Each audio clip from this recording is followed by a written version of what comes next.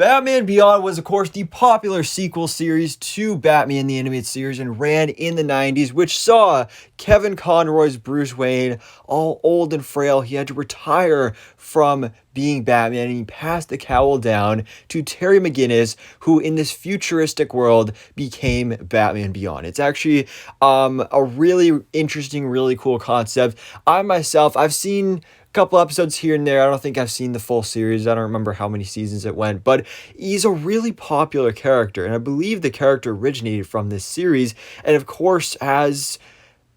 Actually, I don't know for a fact, but I assume he went on to be in the comics as well. But anyway, he's a popular character that fans for years have been wanting to see not only return, but specifically return in live action. And now, over the years, we've heard rumors, we've heard reports, and now we have official news that Walter Hamada, who of course is now the former DC Studios president, he officially greenlit an animated Batman Beyond movie, and there was a script written and everything, and this was supposed to be DC's answer to Spider-Man Into the Spider-Verse, which honestly I think is pretty genius, because as much as I would love to see a really cool live-action Batman Beyond movie, I wouldn't mind an animated movie either, because that's how it started.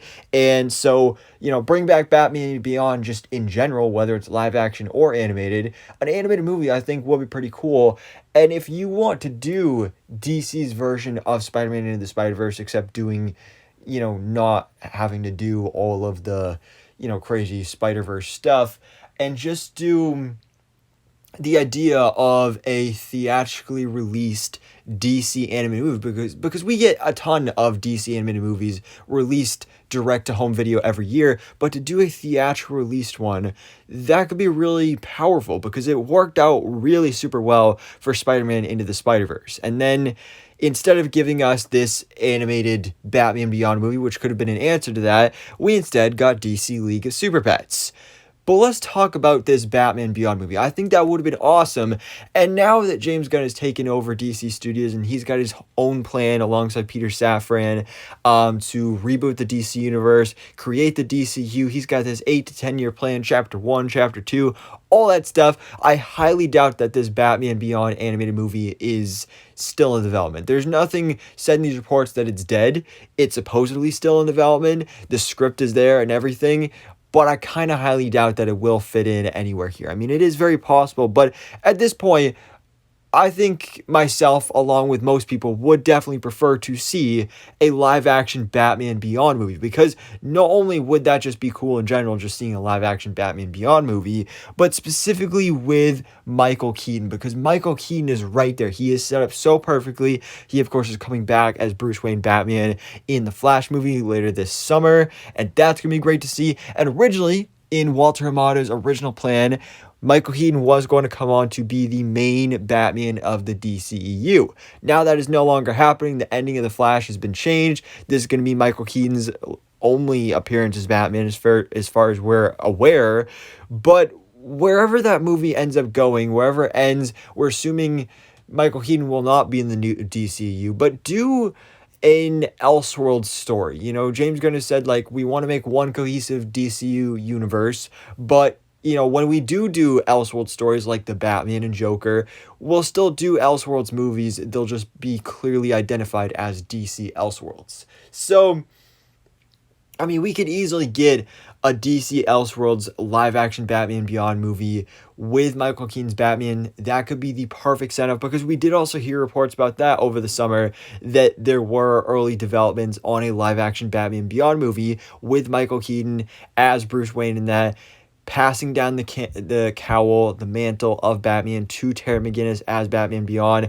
There were rumors that Michelle Pfeiffer was going to come back as Catwoman. This could literally be the closure we need, the long-awaited threequel to Batman 89 and Batman Returns with Batman Beyond. It would be absolutely perfect, even if it is literally just a one and done. I don't care. That's actually honestly how I'd prefer it. That would be awesome. That would be absolutely amazing to see. And just, again, the opportunity that is here. You have an old Batman actor, because the idea of doing a Batman Beyond movie, one of the most interesting aspects of it is that you have a Bruce Wayne that you're familiar with. If you wanted to do a live action Batman Beyond movie and you introduced a brand new actor as Bruce Wayne who has never played that character before that movie, it just would not be as powerful as it would if you had an actor returning like Michael Keaton. I just think that would be on a whole other level, and that would just be so exciting to see. But again, we don't know what James Gunn's plans are. I think the opportunity is there. Michael Keaton is willing to do it. I mean, if he signed on to do the Batman and all these other movies, Batgirl, all that stuff, I think he'd do a Batman Beyond movie. I think this would be really cool to see. But for now, I mean, this animated movie was supposedly a thing.